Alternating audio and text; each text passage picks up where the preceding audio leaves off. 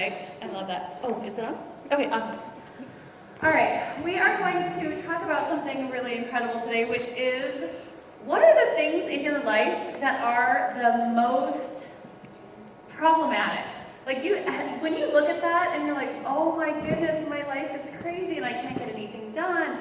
Or, maybe you don't have little ones running around, but you have other people who are constantly calling you. Or you have people who are needing your attention right away. If you don't create the time and the space required to take care of yourself, like Jamie was saying, like that self-care, you will go through that day all the time like that. Now, they were just poking fun at a lot of the things we experience.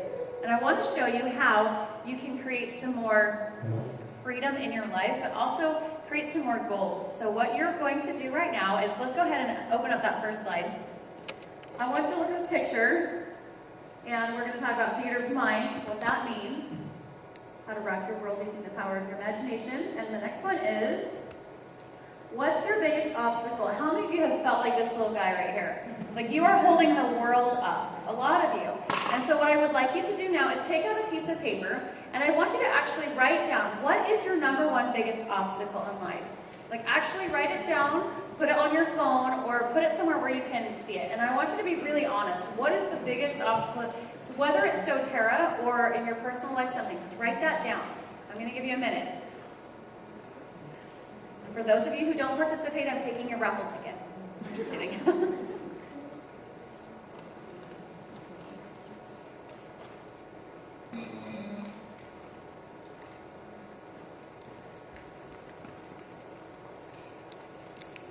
Alright, does everyone have this right now? We're going to do an activity with this, so you will actually have to have this for the activity. And make sure you have one. Alright, are you guys good? Give me a thumbs up if you're done. Okay, so now, what you're going to do, how did you feel in your body when you were writing that down? Tense. What else? Uncomfortable. What else? What was happening in your body, like physiologically? Were you like up and high and happy and like what was happening in your body? Did you like stress? It's tight. Sometimes you get like droopy, it's like, oh my gosh. So you can see physiologically this stuff happens. So now what you're going to do is you're going to pick a partner. This is a group activity, so meet somebody new today. And you are going to get with one other person. So go ahead and look at that person and say, you are mine. I'm just kidding, you don't have to say it like that. But look at them and get with a partner. Give them a high five, introduce yourself. And I want you to sit so that way you can actually see each other. You're going to sit close enough where you can actually talk. So if you're not right next to the person, move so that you can be next to the person.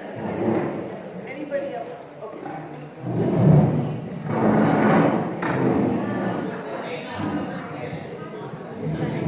Alright, I'm going to give you 5 seconds. 5, 4, 3, 2, 1. And good. You guys are awesome. Now, when you are trying to solve a problem in your brain, it's really hard to do it if you are sitting like this, or you're closed in, or you're stressing out, right? So I'm going to teach you something that's going to help you with these different things. So let's go ahead and do the next slide, if you don't mind. And I'm going to teach you a 2-minute power pose. And yes, you are all going to do this. So everyone up? Now, how many of you, if you saw Superman, and he was like, I'd like you to stop hurting that planet, please. You don't see that. This is the power pose. And there's a reason for it. If you go to TED Talks, they talk about how when you stand in this pose for 2 minutes, you create such self-confidence that it moves into the rest of your day. So is having self-confidence worth maybe looking a little silly for 2 minutes? Oh, yeah. It is. All right, so everyone, power pose. And you, for 2 minutes, now while you're doing that, you're not looking down, right? You always want everything up. And up, shoulders back, back down. Everyone's standing up nice and high. And I want you to imagine a time in your life where you felt a lot of success. Can you see that? Think of a time in your life where you have really shined. You have succeeded. You have gone beyond expectations. You've won an award. You've cleaned your toilet bowl and it's pristine. It's never happened in my life, and that's okay with me.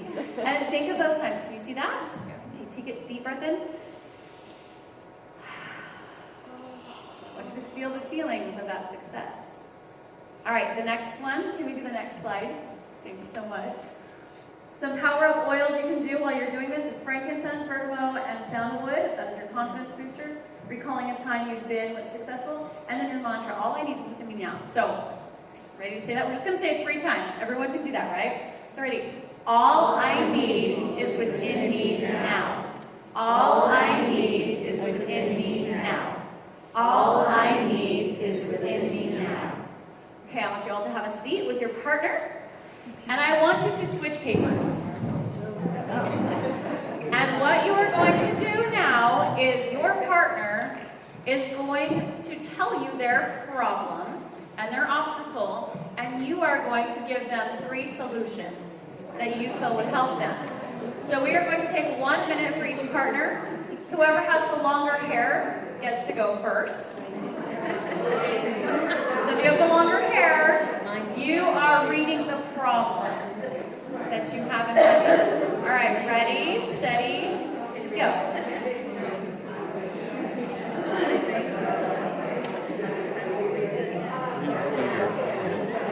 Marry an organized person. So the instructions are to read the other person's as your own, as if it's yours, and then if you have the same one, that's perfect. You are going to still tell her 3 solutions. Oh wait.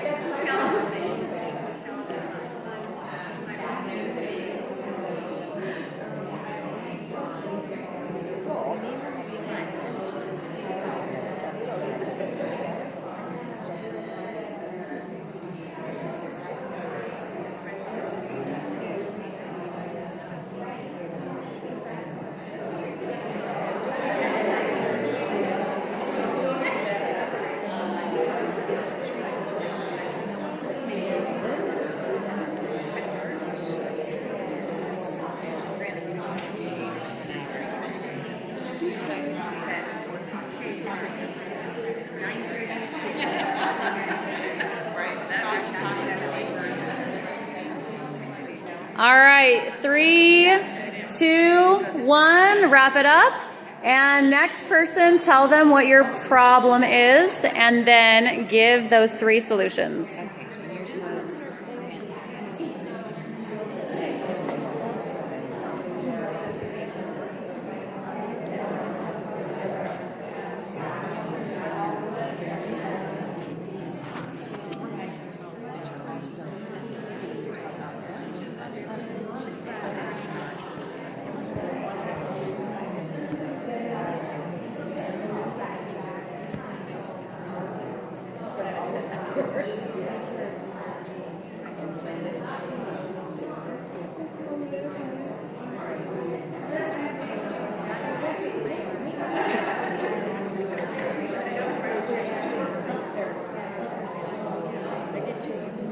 All right, 5, 4, 3, 2, 1. Go ahead and turn around. And I would like some group shares. So share with me what your experience was with that. And I believe we can have a microphone for this. I'm not sure if that'll work. Hello, hello, hello. Who would like to share? Did you want to share? Who wants to share? Everyone's like, okay, now I got some. Okay, go ahead and share. What was that like for you? I'm always willing to talk. Yes. So one of the things I noticed is it's a whole lot easier to work on someone else's issue. Okay, awesome. I have all kinds of ideas for her. Very cool. Okay, who else? It is easy. You want to pass it over there? All right, what did you notice? We had the same issue, and it had to do with time and organizing and planning. So you know, we kind of had the same ideas for solution, and it came down to being motivated, or even like in my case, I kind of rely on the oils to get me motivated, stimulated, brain focus, all that kind of stuff. Okay, beautiful. Thank you for sharing. All right, so there is some power involved with doing what we just did before that. If you had tried to come up with a solution before you did that power pose and did that mantra, do you think you would have had the same experience? No, No, because when you are not in a state of mind, you cannot think about a solution. Your body will not allow it to even happen. You can't even see a solution. Can we go to the next slide? It's your video. Okay, so I'm going to show you a video. I'm going to preface this. There's a video, and it's going to talk about how if you have never had a reference for something, you're just not going to be able to see it. The solution will be there. So let's go ahead and play that.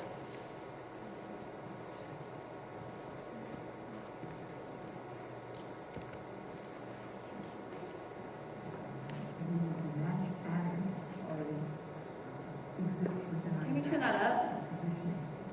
So, one of the storylines of this trip is that when the Indians, the Native American Indians on the Caribbean islands, saw Columbus's ships approaching, they couldn't see them at all because it was so unlike anything they'd ever seen before. They couldn't see it. When Columbus's armada landed in the Caribbean, none of the natives were able to see the ships, even though they existed on the horizon. The reason that they never saw the ships was because they had no knowledge in their brains or no experience that clipper ships existed. So the shaman starts to notice that there's ripples out in the ocean, but he sees no ships, but he starts to wonder what's causing the effect. So every day he goes out and looks, and after a period of time, he's able to see the ships. And once he sees the ships, he tells everybody else that ships exist out there because everybody trusted and believed in him. They saw them also.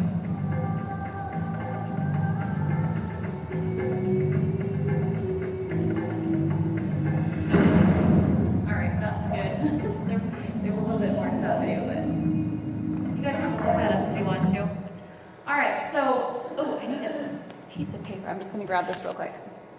All right, you guys, what color is this paper? How do you know that? Oh. Okay, what color is this paper? It's white. Okay, so how do you know that it's white? You were taught? Somebody taught you that like this piece of paper that I'm holding in my hand is white? That's pretty impressive that they had the foresight to say, okay, on this date at this time, she's going to hold the paper and it's going to be white. No. How do you know it? Past experience. You have a reference for seeing something like this. And so when we think about the things that happen in our lives, we have to have references for those things. I love this quote. Columbus traveled the world in a sailboat, and you can't get to the gym. and really, this is just depicting that if you can't see something in your mind, you're not going to be able to create it. But the good news is, if you can see it in your mind, it's already been created. How cool is that? Your mind is the biggest superpower in the world. It is the best computer that you could ever create in the world. If you can actually see it in your mind, you actually have all of the plans in your mind to create it. And so I want to teach you some things that will help you to get there. Let's go to the next one. If you can imagine it, you can achieve it. If you can dream it, you can become it. How many of you believe that?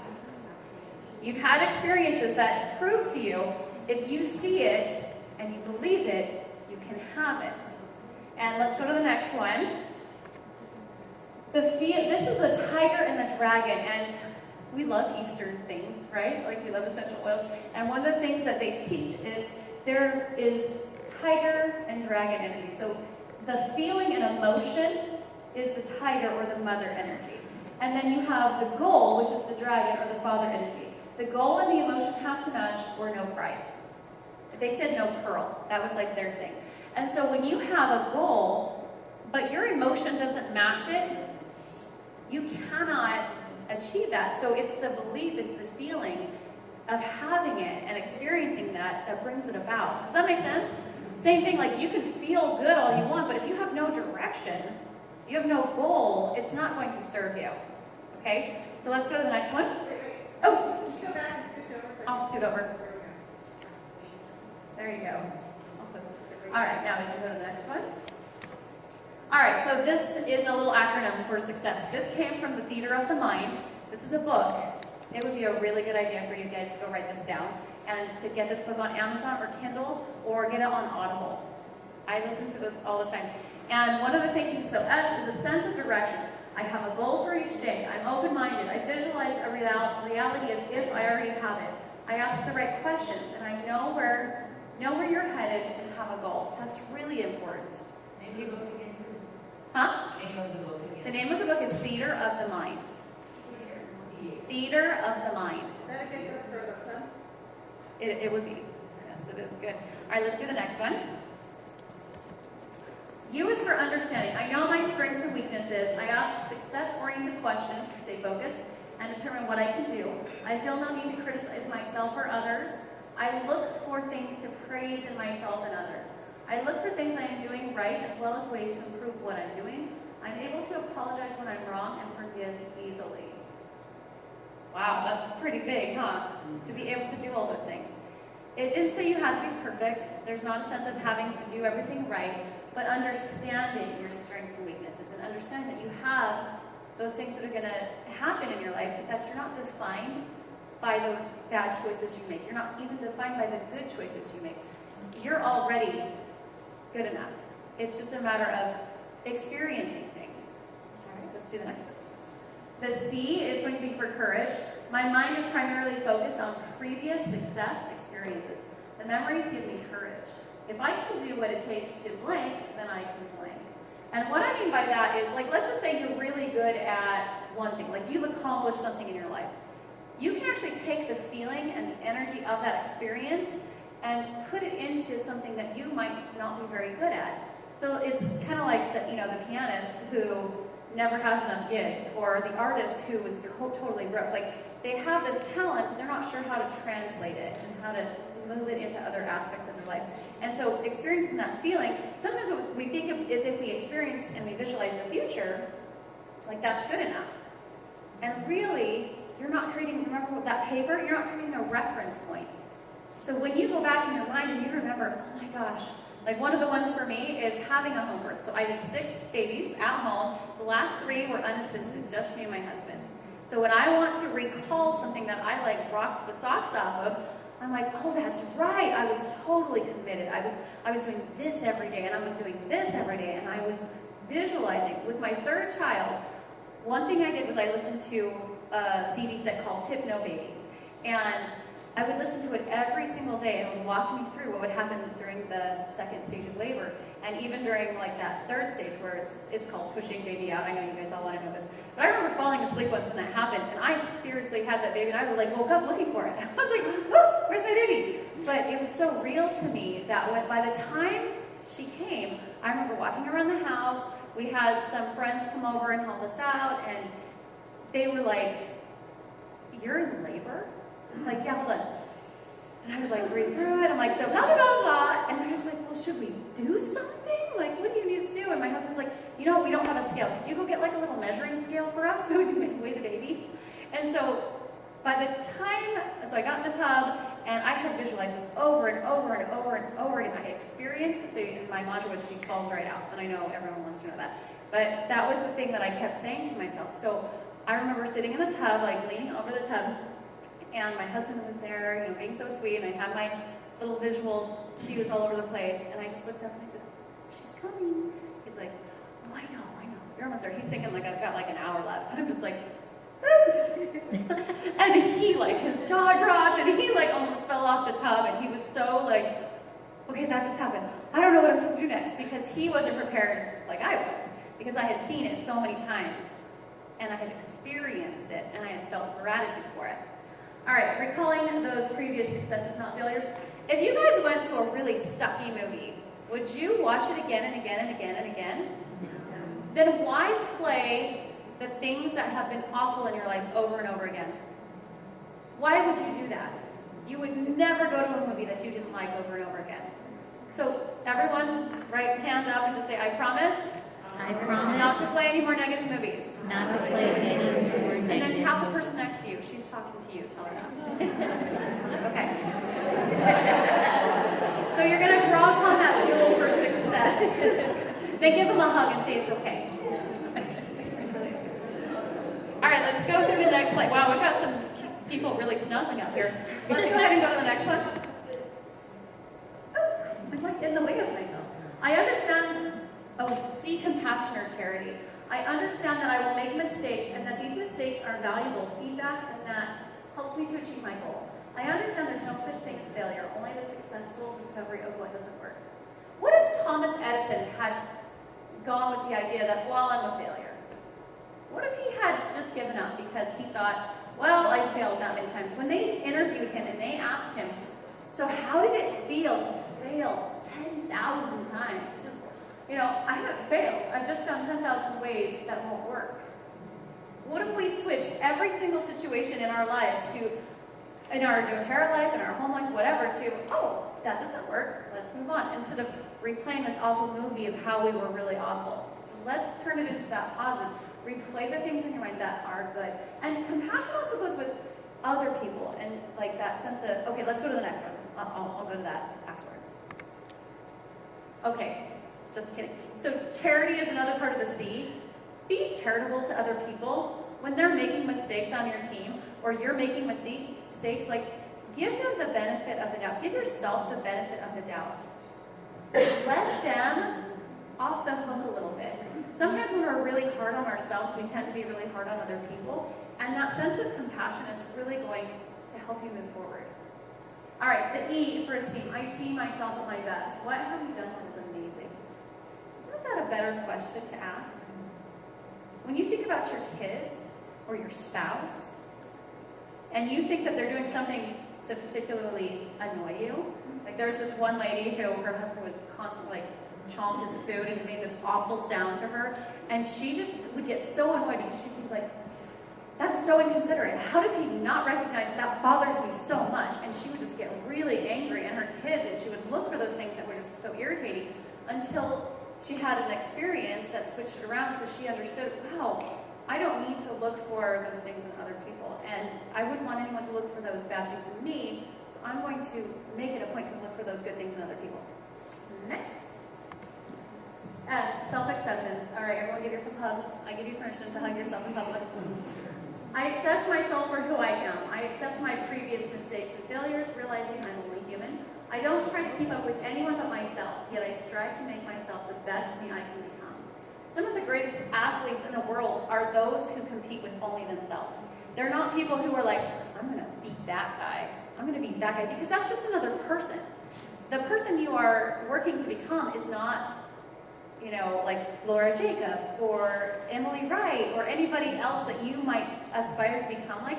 You want to be the best version of yourself, and that's going to bring you the most happiness anyway. Let's go to the next one. S is for self-confidence. There's no competition because nobody can be me. You guys can all do that.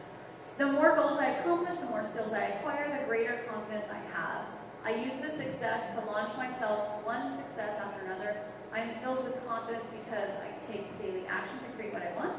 Most people don't have any energy because they don't have any goals. This is kind of funny. And he talks about this in his book. Have you ever had anyone say, oh, I just don't have any energy? Who's heard someone say that, or have you said that? Okay. One of the things he says is, if you don't have any energy, it's because you don't, this way, there you go. It's because you don't have big enough goals. And the universe, God, whatever, gives more energy to people who are working on something to create. If you don't have anything to create, why do you need more energy? No, for real. If you wake up in the morning and your whole goal in life is, oh, I just can't wait to go to bed again. That's not a goal, you guys. Like, that is not a goal. And so the energy is like, well, she doesn't need any more. Let's give it to someone who's got some big dreams and some big things that they want to help accomplish.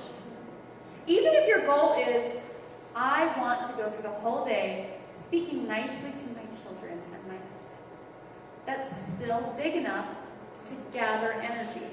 It's just got to be something. You just can't wake up and be like, Eeyore, well, thanks for noticing.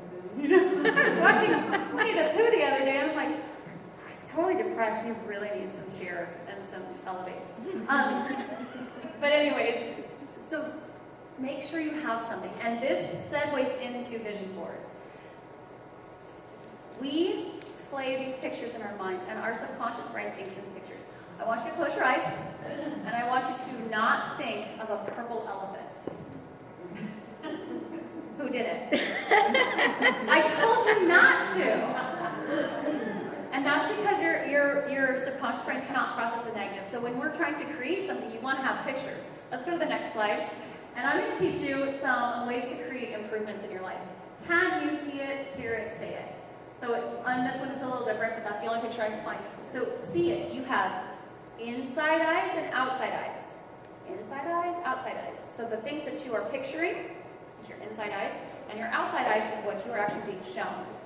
And so when you see those things, you are giving your brain information. The next thing is hearing. What are you hearing? And this is where a lot of people get into trouble. Somebody will say something to them or to you, if you've been the crunchy attitude one, and you will take it and make it mean something else. Someone says, oh, you're wearing that? Yeah, I'm wearing that. Why wouldn't I wear that? I cannot believe that someone would say that. You know what? We are not talking. We are not even talking. I can't believe that. Or like, you know, if your husband mentions something or your kids say something, you misinterpret it. Their version of what they just said could be totally different. Even if they meant to offend you, it is not your job to take that. You get to hear it how you want to hear it. And so when you hear something and it offends you, that's your own issue. Everyone poke the person next to you and say, it's your deal.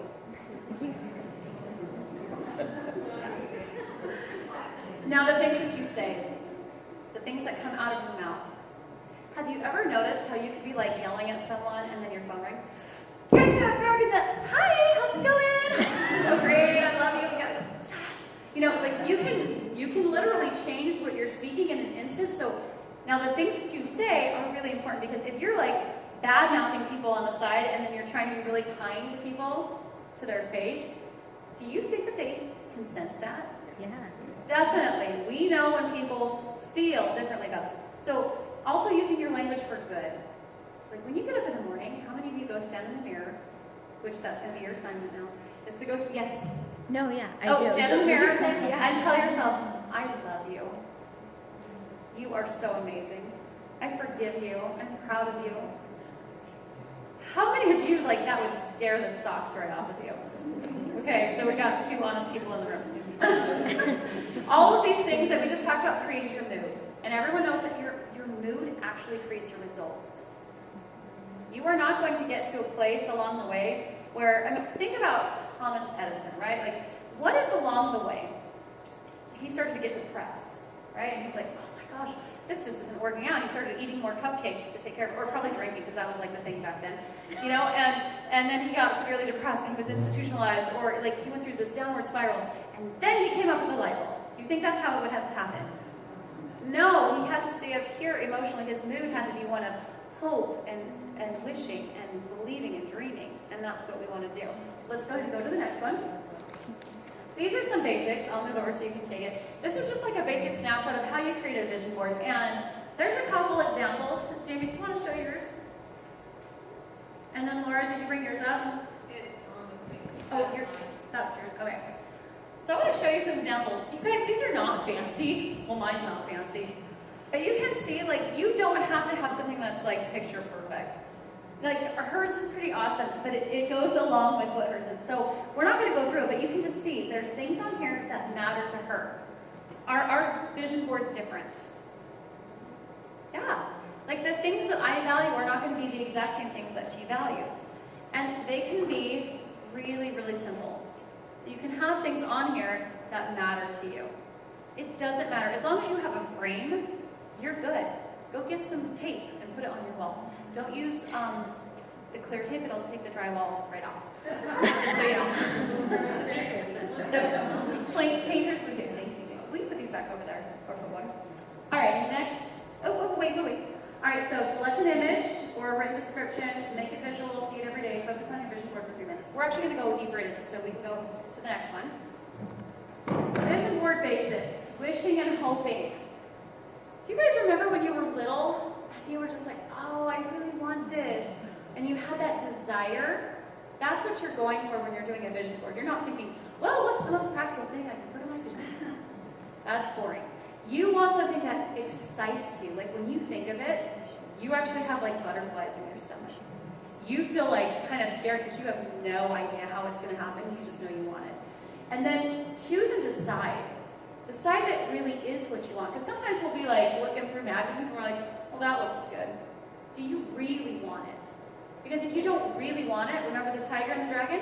Your emotion has to match the goal. If your goal is like a trip to Hawaii, but your like emotion on it's like a 3, like you can't have that thing. The next thing is the picture and description. So you have a picture, a visual picture, and then you write underneath it, because that's left brain is the linguistics, right? And the right brain is all your creative stuff. Or it's vice versa, I don't know. You have to have both. You want to see it, say it, hear it, feel it. Those are the big things. And then stage 1, look at your vision board.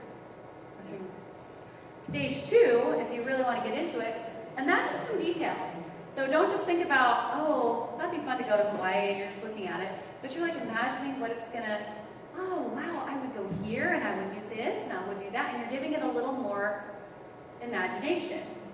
Now, level 3, stage 3, is experience it like you already have it. So like standing in your body, like pretend to pick up the sand, dig your toes in there. What does it smell like? What does it taste like? What are you gonna eat there? What are the sounds you hear? What do you hear your spouse saying? What's the cabana boy wearing, if anything? No, I'm just kidding. You're getting into the state of mind where you are experiencing it. And I have a story about this, and it's teeny. It wasn't a big deal, but I was just exhausted, and I was like, this is my cue to take a break, because I can either go crazy on my kiddos, or I can relax right now. So we have this huge love sack, and I laid on the love sack, and I was laying there with my feet up and my hands out, and all of a sudden I just pictured in my mind like getting a manicure and a pedicure and a foot rub, and I imagined like flower petals everywhere, and not even like a minute later, my Isabella, who's 9, came up with essential oil and lotion and started rubbing my feet, doing my toes. My other one started rubbing, and my hands were like, holy crap, this is awesome! And now, it wasn't exactly, right, I wasn't in a spa, but I felt like I was in a spa, and I was in total gratitude. And that is the really important thing. So I want you to, in your mind, I want you to write down something that, if you got it, would change your life. Write down on a piece of paper, something you'd be really excited. Maybe it's not even life-changing. Maybe it's just really heck of fun, and you just want to experience it. Go ahead and write that down right now.